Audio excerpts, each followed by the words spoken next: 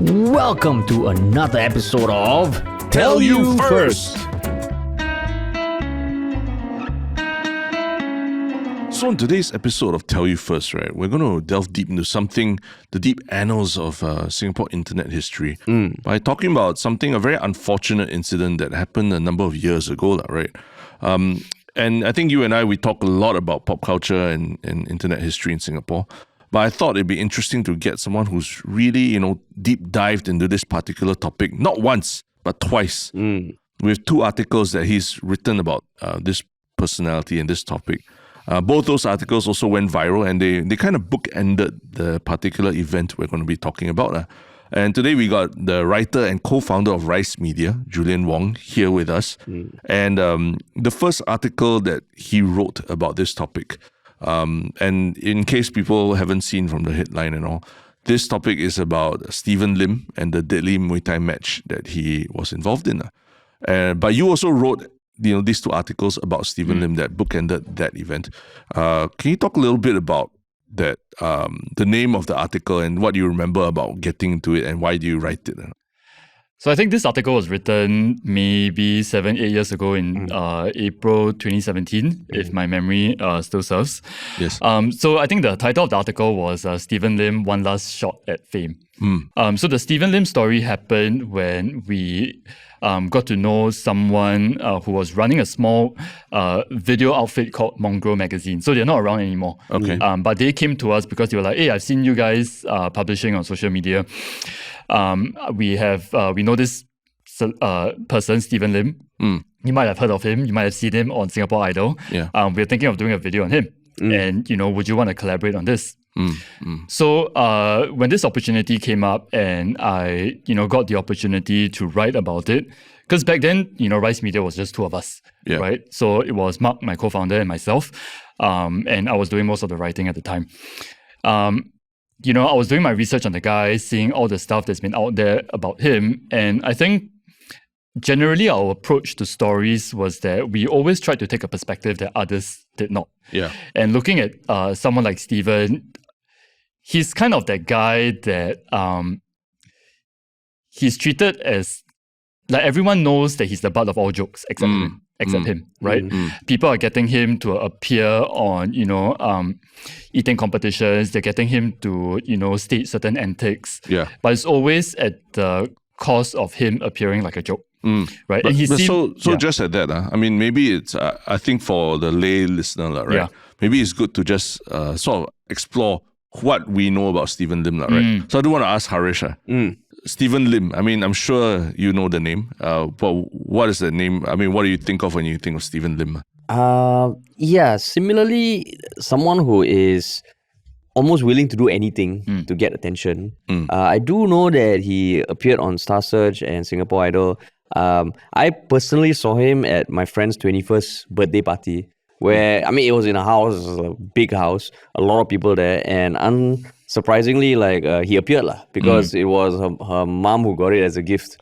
So he came on, danced, and I think that sort of thing, it's always, like what you say, he's the butt of the joke. Unfortunately, back then. And he has a rate for these things, right? Back then we paid him, I think it was $500. When we reached out to him to feature him, I mean, he replied quite quickly and he was like, okay, I'll do anything, but my rate is $500. I mean, all this is born on like what we mentioned. Both of you mentioned the Singapore Idol, right? I think for me, he came to prominence during the 2004 season, the inaugural season of Singapore Idol. And that was during the whole, William Hung, She Bangs thing in the US as well. Then, I mean, when they brought Singapore Idol to Singapore, he was famous because he stripped down to yellow underpants and also sang She Bangs, right? And the video is still out there on the internet. You can see how cringy and how the judges all reacted to it. But apparently he was also in the Star Search the year prior. Star Search, which is a talent contest to find the next big actor in Singapore, right? So in 2003, he was also in the Star Search top 100. Top 100 contestants, apparently. I don't know which one is actually a bigger achievement, but definitely everyone remembers that Singapore Idol 2004 thing. So, I mean, you mentioned that since then, he's just always been around, right? On the internet, on social media and all. But what this, Singapore Idol happened in 2004. Your article was written in 2017. Yeah. Why 13 years or 12 years later did you embark on wanting to find out more about the psyche of Steven Lim? Well, I think firstly, Steven Lim never really left the public eye, right? I mean, he appeared on TV here and there, but he's always been on Orchard Road, right? Orchard Road, okay. Yeah. So, I mean, he frequents the area, outside Ngee City, which is also where, we photographed him for the article.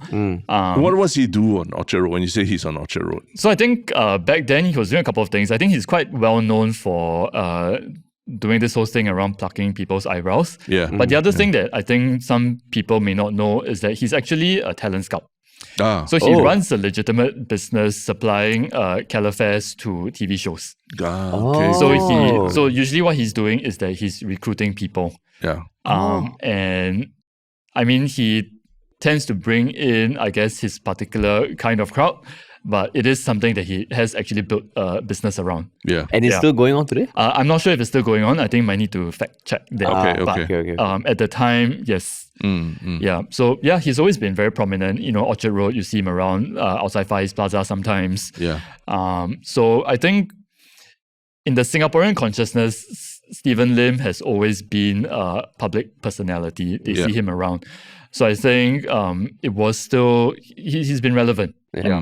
But I mean, around Orchard Road, we also film a lot around Orchard Road. Right? Correct. Yeah. But you don't go up to people and approach them to pluck their eyebrows. I did stupider things.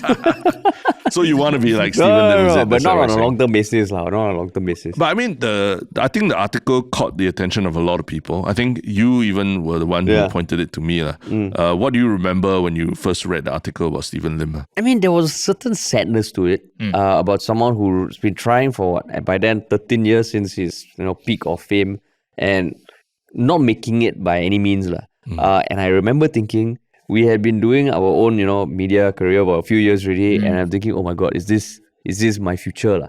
So I will say I looked at it as like, this is not where you would want to end up. It's a warning. It's a warning. It was very well written, and I remember, reading it. I was like, oh, what is Rise Media? Who are these people? But I read it. There was certain sadness. I mean, to quote you, right? I mean, it kind of felt like a story of ambition gone awry, right? And you describe Steven Lim in the article as an aging dreamer still fighting and waiting for his big break. What I found particularly interesting was that you actually even went to the extent of talking to his father, talking about his love life as well, aspects which we don't see in the media. But these really paint a much more complete picture of who this person is beyond his social media persona. What surprised you about his relationship with his family and even his love life? So at the time, I think I wouldn't say he had much of a relationship with his family. And I think looking back on the piece, I mean, it's been 8 years since I wrote that, right? And the guy is still going strong. Yeah. Right? He's appearing on TikTok. I mean, he has a new girlfriend and all of that. But at the time, I think he seemed very much on his own, right? He was living alone. He had this person who seemed to be around him all the time, but which I think at the time he denied was his girlfriend. Yeah. Right. So you can see her in the photos that were in the article as well. Yeah. But every time I asked him about his family, he would avoid the question, or he would just say that, I don't want to talk about them. Right. So I only knew from him that he had a brother, and he also talked about his dad. Never really talked about his mom. And when I asked him, could we reach out to them to speak to them? Because I think I was very curious about how does someone like Steven Lim become Steven Lim, right? What is their origin story? What is their arc, right? And he was very clear. He was like, don't talk to them, right? But I felt that, it was not enough for me to just base what I knew about him on what he was showing me. So when I when I managed to track down his dad, I remember, somehow managed to find his phone number. Also, you tracked him down without any reference. Yeah, so I just back in those days, internet research, looking up old news articles and things like that, right? And then I found the number and I just called, right? So of course I had to verify that this person was Steven Lim's dad. But I remember the time he was driving and he was like, okay, let me stop the car so I can talk to you, right? Okay. And he was sharing that he doesn't really have a close relationship with his son. They don't speak that much, and he of course, I got his consent to mention him in the article, and he was fine with that. So he was okay with me mentioning him, but just not mentioning his name. So I think there are some of those details in the piece as well. Yeah. So I think it's that kind of estranged relationship that they seem to have. So that was my sense of it at the time. Probably helped that scams were not that big the last time. Yeah. Otherwise, he confirm won't pick up your phone. Right? Yeah. People are more trusting back then of phone calls. But I mean, the article it's out there, and I think it's really something to read. Like, even years later reading it, I still feel, okay, I mean, you look at the man where he is today, but this article is still 100% relevant to who he is now, right? And I mean, to like what you were earlier saying about looking at him, there's a certain sadness to it. But also, I think the fact that he has continued to do what he does, like that is a kind of success as well. Correct. Right? It's not to say that just because that doesn't measure up to what you want your own career to be, doesn't mean that you have failed. Yeah. I mean, this guy is still going strong. Yeah. I think recently he bought a condo, got a new girlfriend, all of that stuff. So the message to Harish is, don't worry, you're not a failure, Harish. But I don't have condo yet. But I mean, that's true. There is a light at the end of the tunnel in the article, but there also was a bit of a foreshadowing of what was to come, because your article was written in April 2017, and it hinted of a staged performance to which he said would launch him back into the limelight, right?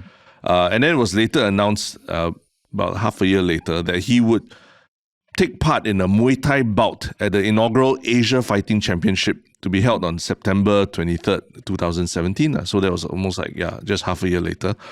So Steven Lim was then scheduled to face Sylvester Sim, a fellow Singapore Idol 2004 alum. In fact, Sylvester Sim was a runner-up for Singapore Idol that season. So they were scheduled to have a celebrity fight-off, which was dubbed the fight of the century, right? I mean, I'm sure at that point of time, you must have heard of this because you had spent so much time with Steven Lim and all. Do you remember what your reactions were when you heard that he was participating in a Muay Thai match with another celebrity? From what I recall from that time, I think I saw this kind of as part of his whole thing, right? Yeah. And I feel that someone like Steven, he has this very deep desire to be seen and to be popular, right? And for him, that happens in a very specific definition, which is to do it through antics, comic behavior, whatever anyone wants him to do, right? And when I saw this being announced, I felt that, I guess people are just kind of using him as kind of like an attraction, right?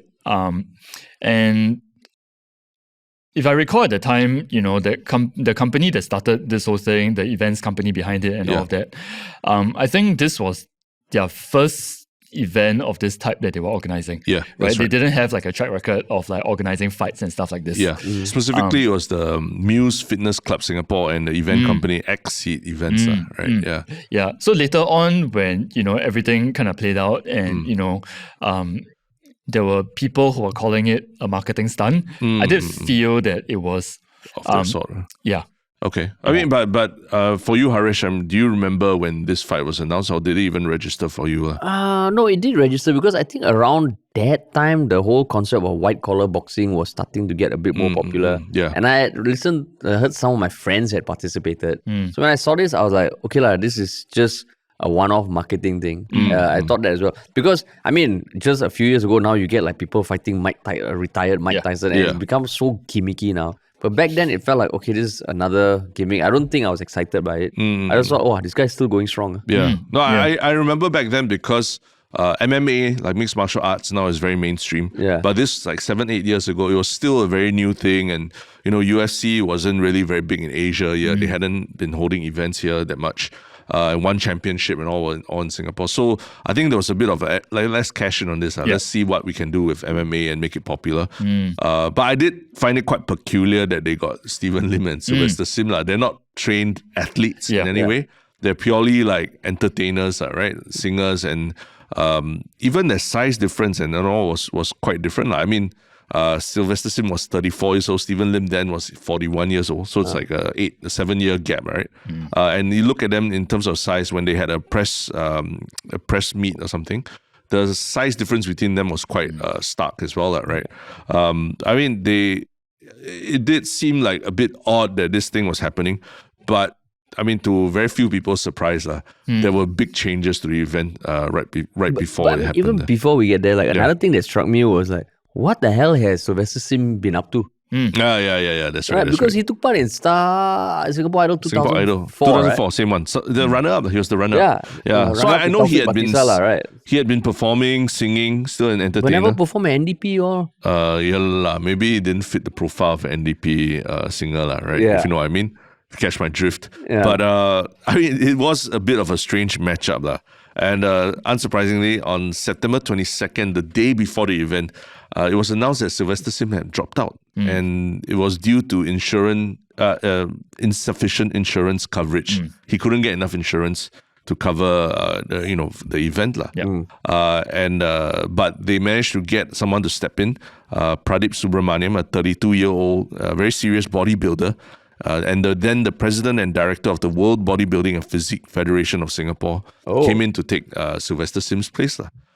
So this was, I mean, imagine this is like 24 hours before the event, very, very, very hectic. But they still had time to organize like a face-off, which in mixed martial arts is the very common thing they do before a fight, right? They will get the fighters to, stand on weighing scales, take their weight, and then after that stand face to face with each other, look very fierce. And then turn to the media, and then the media takes photos of them. So you can really see like the press, this face-off where Steven Lim is, his hair is all dyed red and he's just wearing like shorts and shirtless with shorts. And he's standing opposite his new opponent, Pradip, who, is a big guy. Again, very stark difference from Sylvester Sim.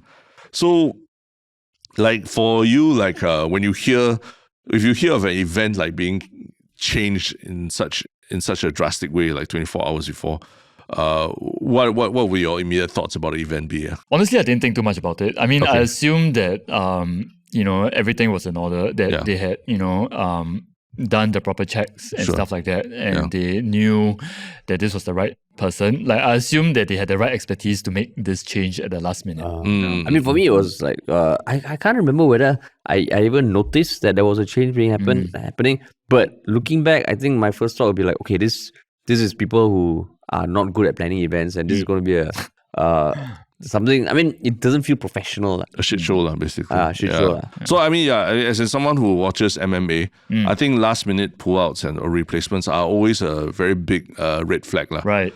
Because it's not only for the person who is just coming in with very little notice, they haven't trained or anything, right? But even for the opponent, like you've been prepping for someone who's a different size, different speed, different style of fighting. To have such a last minute change is a very drastic thing that you won't have much time to prepare for. So both sides, I felt like it wasn't good for them, but they still went ahead with the fight. Right? See, you watch MMA and all, but let's say it is a trained fighter replaced with another trained fighter. So that's a difference. But this one was a amateur exhibition match, right? Yeah, and I think that's why I kind of assumed that it will be fine because these are not people who are trained fighters. Right? Like we are talking about all of this on hindsight, knowing what happened. By the time my thinking was just like, okay, this is just a change in talent. Right? Also, you thought it was part and parcel. Yeah, I didn't think it was part and parcel. I didn't think it was planned, but I didn't think it was anything to be too concerned about. Right? Yeah. So some have also pointed to other differences between the two fighters that are red flags, right? I mentioned Steven Lim was 41. His opponent, Pradip, was 32 years old at the point of time. Even bigger age difference than before. Size difference. Pradip weighed in close to 100 kg. Steven Lim was at 90. So a 10 kg weight difference. And skill difference, I mean, Pradip, big guy, bodybuilder, did not have any Muay Thai fighting experience, but had been training in boxing before around the region. Whereas Steven Lim, I mean, we all know that he's mostly an entertainer, right? So there was a age difference, size difference, skill difference between the two of them. So it came to the fight day itself. And the fight video is still on the internet, right? You can actually watch the fight in its entirety. The crowd, there was a very big crowd. This was at the Marina Bay Sands. There was a very big crowd of a few hundred people. And Pradip and Steven were apparently the only amateurs fighting that night. Everyone else were professional Muay Thai fighters. But what was surprising also to some people was that they, as amateur fighters, they were not wearing protective gear. That's right. Because sometimes for a lot of amateur fights, by right, according to the Amateur Muay Thai Association of Singapore, amateur fights require protective padding such as shin guards and headgear. But they were not. So you watch the video, they're really coming in. But got gloves, yes, gloves, but no headgear. No headgear, no shin gear. And in Muay Thai, you need to use your legs to kick a lot as well. So it's quite surprising, and the two fighters could not have looked more different. I mean, Steven Lim, like I mentioned, he had dyed red hair. He wasn't really, I mean, an understatement would be to say that he wasn't really in the best shape, right? Pradip looked much more menacing, and a bigger guy, and also much bulkier than Steven Lim. So watching them enter was actually, even that itself elicited laughs from the audience. So I mean, to your point earlier, Julian, that a lot of what Steven Lim does is for entertainment, is to generate laughter, right? And even in this walkout during this fight, we saw that as well. Do you actually watch the video of the match itself? No, I did not. You did Yeah, not. Harish, do you? No. I remember watching it previously. Okay. So it actually, after the entrance, the fight started, and the first round was generally quite uneventful, but it was very clear that there was a skill difference between the two, because Steven Lim was letting loose with very wild swings and everything, whereas Pradip was much more composed. And after the end of that first 2-minute round, Steven Lim looked far more tired than Pradip, right? The second round, when it started, then surprisingly, Steven Lim started to connect with his punches. He actually started to get through Pradip's defenses, and he landed 2 shots to Pradip's head and shoved him, after which Pradip fell over, lost his balance, and tumbled to the ground. A few seconds later, you see the referee come in, check on Pradip, and realize that he couldn't continue anymore. He signaled for the end of the match and rang the bell.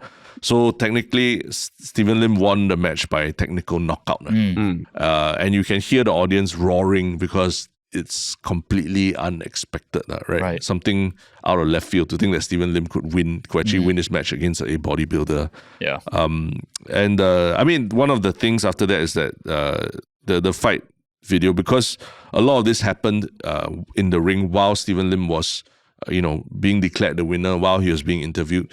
You can actually also see in the background that Pradip, his opponent, was in a bad way, right? Medics checked up on him. Eventually, he slumped over in the corner, and he had to be escorted out of the ring to the backstage. And very, very sadly, slightly over an hour after the end of that fight, it was declared that he had passed away, in Singapore General Hospital. So just hearing about all this, right, do you remember how the media coverage was about this incident? I remember thinking that after reading was like, oh shit, Steven Lim killed someone. That was what I remember thinking. I can't remember the exact headlines. I can't remember the exact approach, but I remember thinking that, oh my God, he killed someone. Well, what about you, Julian? Do you remember? I mean, when I read about it, I was just like, this guy must feel like shit. Right? Like, what? He probably signed up for this. And the thing I will say about Steven Lim is that regardless of what you say about him, everything that he does, he goes in 120%. Right? His minimum is 120%. Right? And in this case, I felt that, okay, maybe this guy ended up, getting himself into a mess that he did not expect. And I was like, damn, he killed someone, right? He must feel like crap. So actually, I waited it out a few days, and then I reached out to him to check in on how he was doing. And I remember the incident was being covered on, all the different outlets, publications and things like that. And, I said, if you want to share your side of the story, just let me know. Okay. But he never replied. I see. But I mean, it's very true that this incident didn't just get covered in Singapore, right? It was covered by media all across the world. Taiwan, I saw in India, in Hindustan Times. Even the BBC covered this with the headline that bodybuilder dies after celebrity kickboxing bout in Singapore. So it seemed like a lot of people, I think they were not thinking that what you were saying about, Steven Lim killed somebody, but the circumstances around a celebrity kickboxing bout resulting in a death were very dubious, and people and people around the world were interested to read about it, right? The preliminary medical report that came out was that Pradip died of cardiac arrest and respiratory failure, right? But I think slightly over a year and a half later, there was a deeper coroner's inquiry, which ended up ruling that the death was due to natural causes. The death, I'm going to go into a bit of medical terms here. Right? The death has stemmed from cardiomegaly with cardiac channelopathy. So the first one was an abnormal enlargement of the heart, while cardiac channelopathy is a type of genetic abnormality that can cause heart rhythm disturbances. So the coroner ruled that this predisposed Pradip to acute abnormal heart rhythms, which resulted in sudden cardiac death. But it was also revealed that, that before the match, the fighters had undergone medical screening and were certified fit to participate. And the medical experts also stated that there was enough medical attention provided on site and in the timely fashion. So ultimately, it was completely due to natural causes. And I assume he had enough insurance coverage because Sylvester Sim was disqualified for not having it. We don't know about that. I don't think Sylvester was disqualified. I think he chose to drop out. He chose to drop out. About the insurance thing, it's interesting because Steven Lim was even quoted saying that, insurance or no insurance, he would fight whoever because it was all about the fans who paid to watch him, right? So I think that's the choice that, people, fighters make as well, right? Knowing that it's not 100% safe, right? So I think for you, especially someone who spent a lot of time with Steven Lim, it's heartening to hear that you also reached out to talk to him about it. Were you surprised that you didn't get a response? I wasn't surprised. I thought that he was probably dealing with, the grief, the guilt, and stuff like that. And I was totally okay with just giving him that space. Yeah. For you, you said that you merely thought, oh my God, Steven Lim might have killed somebody. But after that, I do recall the announcement that he had a cardiac arrest first, and then after that was the thing a year later. I don't think I registered that. Yeah. But it's still. The fact that he had a cardiac arrest or the initial suspicion that he had underlying conditions, it still feels like Steven Lim played a part in that. Of course, you can look at it two ways. If I was playing ping pong or pickleball with someone and they pass on because of a cardiac arrest, am I responsible? Am I indirectly responsible? I don't know. But because boxing is so physical and in some way intimate, you're hitting each other, it still feels like cannot be completely removed. I think that's where people have spoken up for Steven Lim, right? Yeah. They have defended him and literally said that in a fight like that, Steven Lim could have been the one who killed, who passed from any kind of thing, right? Because you engage in such something that's so intense and so no protective gear, no protective gear, and the other thing is that, like what Julian was saying, right? This trauma will be associated with him forever. We are talking about it years later as an incident. He did what he was supposed to do, He showed up. He participated in the match. And no illegal punches or anything. No illegal punches. He did what was within the confines and parameters of the match, right? Yeah. I think there was some criticism of him after the match because of I think the way he conducted himself on social media, where he didn't immediately post something to offer his condolences to Pradip and his family, which he did. He did offer his condolences. But also there was an incident a few months later where he posted a caption to a workout video he was doing where he joked that no one is going to die in my class. So people also got, said, hey, that's distasteful, and he took it down. Yeah. There's some criticism like, why didn't he attend the funeral for Pradip, right? Which he has come out to explain that at that moment, everything is so charged. Nobody knows what was the reason for the death, and does the family would they really want to see him there, right? So that's something that I feel maybe a bit unfair when people level the charge at Steven Lim that he was the reason for it or whatnot, right? But for you, do you feel very strongly about this? So I think the thing that sometimes we forget is that, and I'm trying to put this as kindly as I can, but Steven Lim is not like a lot of us. The fact that he has built his own brand of celebrity, I think it's kind of a testament to that, Yeah. right? So I think sometimes we mistakenly make the assumption that he has some of these more human qualities that we would expect of people, like, guilt, shame, empathy, or whatever.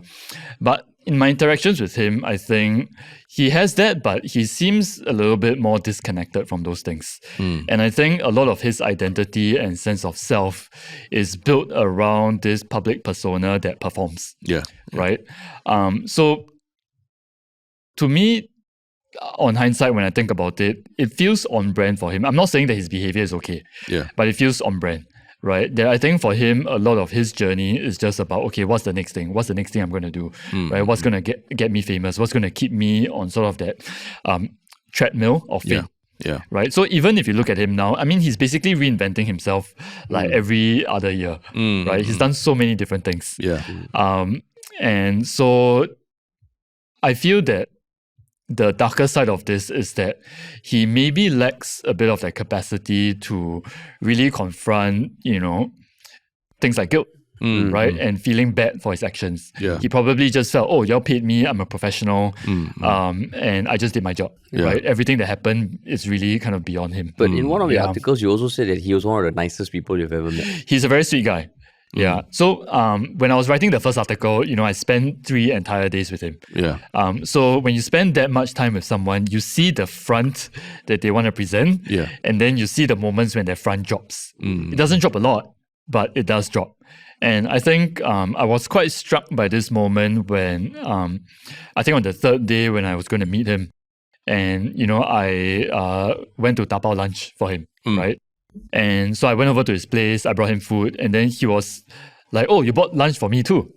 And I was like, what do you mean? I'm meeting you for lunch. Of course I brought you lunch. And then he was like, oh no, I thought you just buy for yourself. And I think I was quite moved by this. I was like, this guy, he... And there are all these moments like this where he kind of softens, the camera is off, and then we're just chit-chatting, where I kind of see that more human side of him emerge, right? But it's not there a lot. But there was a very marked difference between how he was in front of camera and yes, out off camera. For sure. And when there's more people in the room, so when we had a crew and all of that,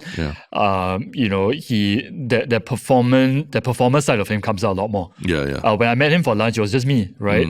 And this was, we had recorded the interview, everything was done. We were just, wrapping things up, having a bit of a chat. And then having lunch. So I think maybe the atmosphere, the vibe was a little bit different, and he kind of let that facade fall a bit. I see. Harish, do people say that about you as well as a actor? No, what you see is what you get. No, okay. So if the podcast, I would say more often than not, they're like, oh, it's just like on the podcast. Yeah. When we were doing more of the comedy videos or acting, people think I'm a lot funnier in real life than I actually am. Yeah. And I've had multiple people tell me, hey, you not that funny. I think that's the curse. That's the curse of the comedian. Right? Yeah. It's the curse of the comedian. Yeah. But I mean, you talked about like what followed for Steven Lim, right? Yeah. But actually, the one that everyone was really talking about, like what's next for the sport of Muay Thai and for the Asia Fighting Championship after the event, right? Because basically people were saying that this was a disaster for them. Because, as a fighting organization, while you cannot guarantee 100% safety for your fighters, what you should do should be to minimize damage, right? And, there are a lot of people suggested things like that amateur fighters should have a minimum quota of fights that they've done before they, fight competitively. Professional rules, there should be no late replacements for amateur fights. Exhibition fights should not really be that like exhibition fights are not like how they were like really swinging each other's heads without protective gear. And to quote even the one championship chairman Chatri Situdong, he opined right that there was a serious breach of protocols. How could you put 2 untrained civilians with no background in martial arts and have them compete in the professional bout with no protective gear?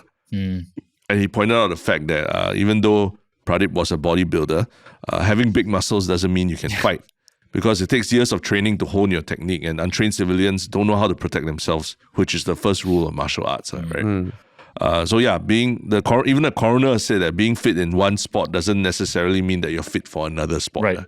So that's the warning that we always get, like whatever new sport that you're trying, if you have any underlying conditions especially, do check with your doctor before you do that, right? And I mean, bodybuilders, like, or maybe it's a recent thing. When you look at a bodybuilder, I always wonder, their cardio, how? Or legs day, no legs day. Yeah, right? no legs day. You So, see a lot of people that really good upper bodies, but they're wearing like the skinniest jeans but I possible. don't know how it was in 2017, 2018, where there were that many people, commenting on people's workout routines and all that. But I mean, you mentioned earlier about white-collar boxing, right? Yeah.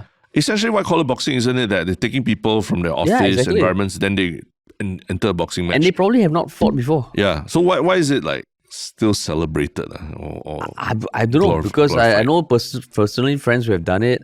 I know people in the industry who have done it and logged their whole boxing journey on Instagram and stuff like that. I don't know, maybe because there's more protection. Okay, possible. Yeah. I mean, hopefully they have more codes of practice in place. But what happened to AFC after that? Did it? I mean, that was the first and the last event that they've organized. I don't know if they ever have any more, but this was quite a number of years ago.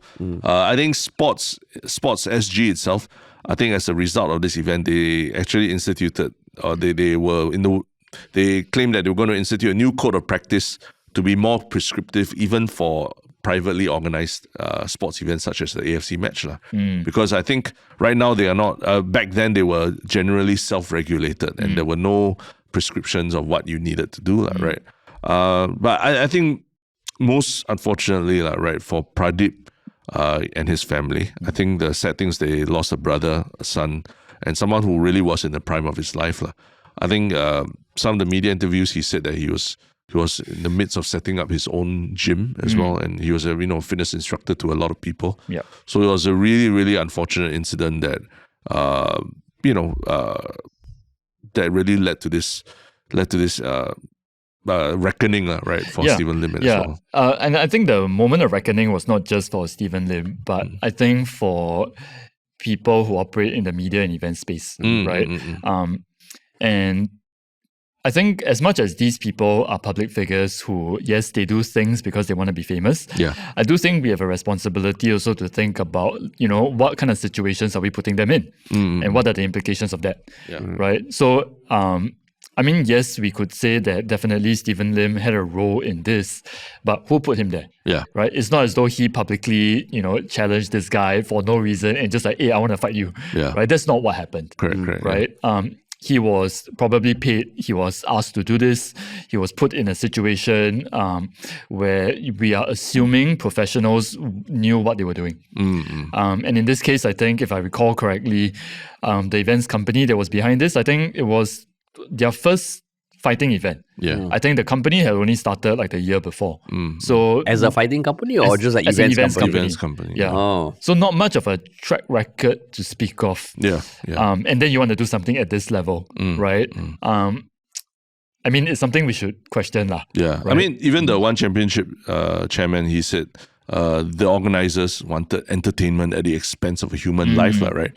But the thing I think we mentioned about reckoning, I think for all of us as well, in the industry, in the audience as well, what are the things that we laugh at? What are the things that we buy tickets for? What are the things that say, hey, we got to watch this for entertainment value, right? But are we questioning the safety protocols behind an event like that? Are we thinking about, how the aftermath for the people involved? That's something I think also for all of us as an audience as well, like should we be supporting events that are maybe a bit of dubious in terms of the organization of it as well? But then at the same time, like especially in a country like Singapore, you would assume that any event that's put, I mean, we hear so much about permit this, permit that. You would assume that there will be things in place. So is that the curse of Singapore? Maybe, to the curse of success, right? Yeah. You just assume that everything is properly taken care of. Bureaucracy will do its job. Because have you all ever gone like bungee jumping in another country or something? No. I mean, if you see videos, some of the bungee cords are like frayed.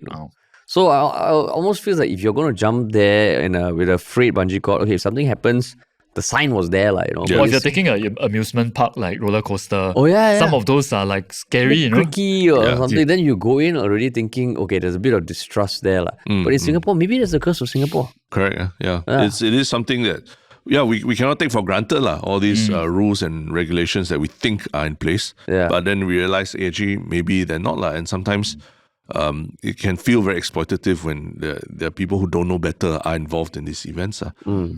So for you, Julian, I think after that, about a year after your first article about Steven Lim, you wrote a follow-up article about him, right? And I think this follow-up article was, to quote you, right, that you mentioned that where we expect guilt or remorse, we might instead find ignorance or carelessness. Where we might expect shame or self-consciousness, we instead find dogged determination. So to your point earlier, you were talking about how, the typical expectations you have of people to feel shame or guilt or remorse.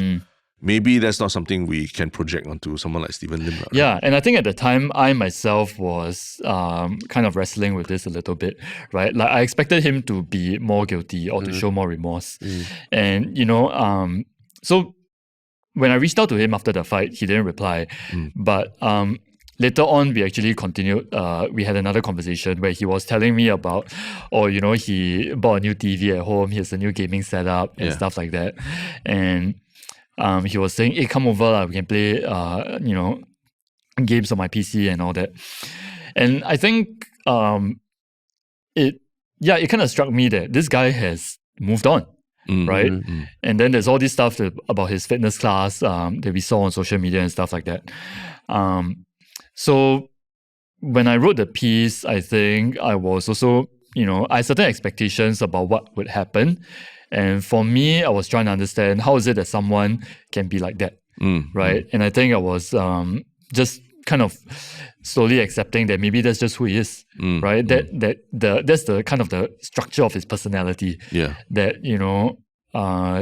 it's actually not fair to assume that because I want him to be a certain way or I think he should be a certain way, he's therefore going to be like that. Yeah. Because like what you said earlier about, how you define success, right? To him, if he's really doing what he loves day in, day out, that's way better than a lot of people in their 40s. Then you look at it, you're like, okay. Yeah.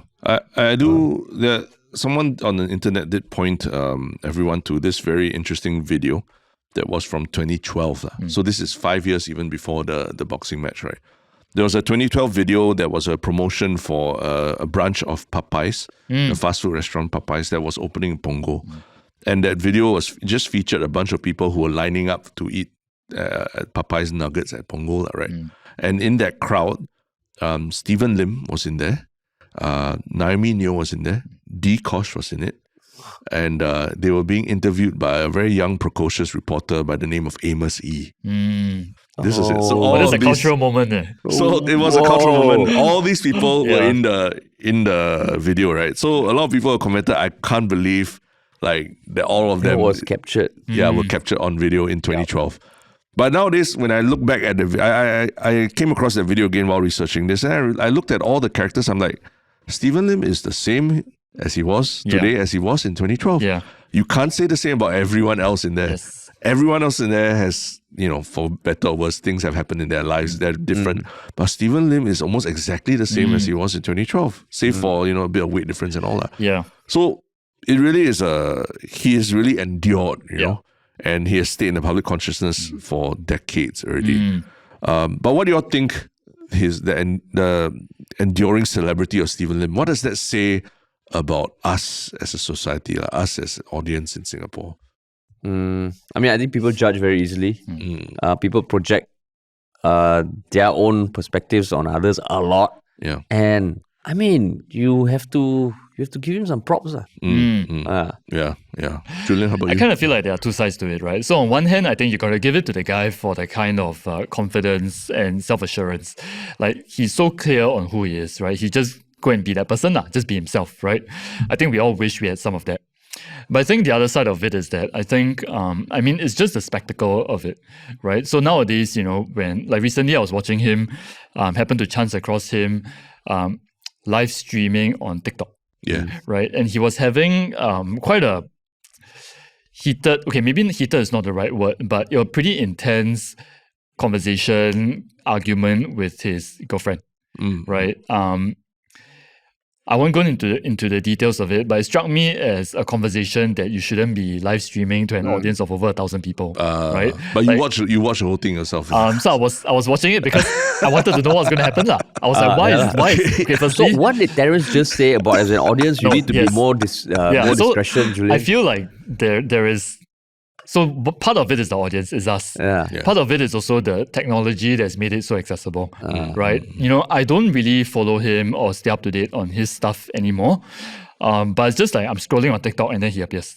And then next thing I know, I'm sucked in 10, 15 minutes. And then I'm like, okay, I shouldn't be watching this, right? This is a private conversation, right? Even though there are 1,000 other people with me watching this. And I think that this is sort of the world that we live in today. Yes, we do have a choice. Like I can close the app, which I eventually did. Yeah. But I think I also find myself getting sucked into that kind of content. And I feel that, this is entertainment today. Yeah, I mean, that's a very good point. I also felt that, you think about the platforms that Steven Lim was famous on in 2003, 2004. There was television, right? Yeah. Then subsequently, it was like YouTube and these like big events centered around, fast rising sports. And now today, you watch him on podcasts like Daily Catch Up and on TikTok, on his own live stream as well. And I mean, can you blame the person for staying in the public consciousness as opposed to think about the platforms that are using his celebrity to, get eyeballs, right? Yeah. And even for like amateur creators, right? People are always talking about, what platform should I be on? Yeah. And then if you need a TikTok strategy, Instagram strategy, LinkedIn strategy, it's just part and parcel of it. Yeah. And I mean, I think the one ironic thing is he gets so much shit for, being a villain, being like, what are you doing with your life, But at the same time, we are seeing so many more traditionally successful people be guilty of crazy crimes. But it's almost the perception is that at the end of the day, has he done anything illegal? Yeah. I don't think so. Yeah. He's taking care of himself. He's not, I would say he's not a nuisance to society. Yeah. Right. So at the end of the day, like, how is what he is doing, sometimes it feels so much worse than what these other criminals or soon to be discovered criminals are doing. Yeah. And in some way, he has been more authentic Yeah. than half of the social media creators out there, because that this is the same person from 20 years ago to That's today. true. Like, he's more authentic than any of them, The right? people in that video you mentioned, some of them who fell down the ladder, and all these secrets come out. You're like, oh my god, you were this person. Whereas Steven Lim is still the same Steven he is Lim. who he is. He's just another guy trying to do street interviews, right? I mean, so normal nowadays. Exactly. So, I mean, we talk about this very unfortunate incident that happened, but ultimately it was just Steven Lim doing what he does, right? Which is to court eyeballs and get attention for himself. So can you blame the person because for that? He's just being himself, right? I mean, that's why this podcast is also happening now. Yeah. And Right. At the end of the day, now it. he's not getting just eyeballs, he's getting earlobes as well. But yeah, so, this was covering, it was very interesting to have you come on and to give us your inside perspective on, the psyche of Steven Lim, right? Yeah, thanks so much for having me do this. Yeah. No, and I think for people as well to realize that, just, you can't look at Steven Lim in just like, oh, how he is on TikTok. You have to think about his entire career to, to come to a conclusion about who he is as a person as well, right? Yeah. I mean, you cannot deny that he is a cultural symbol at this point, right? I mean, he's probably, almost 50 by now? And he's still doing what he's always been doing. Yeah. Still pretty fit. Yeah. I mean, I feel he looks fitter. He looks fitter than he did during the That's another fight, thing. yeah. Talking about his career, he's probably fitter than half of Singapore. Yeah. So, I mean, if you want to take lessons, also, learn some health lessons from Steven Lim. Still hustling, still dating, still living his life. So, if you enjoyed what you listened to, just remember you heard it first on Tell You First.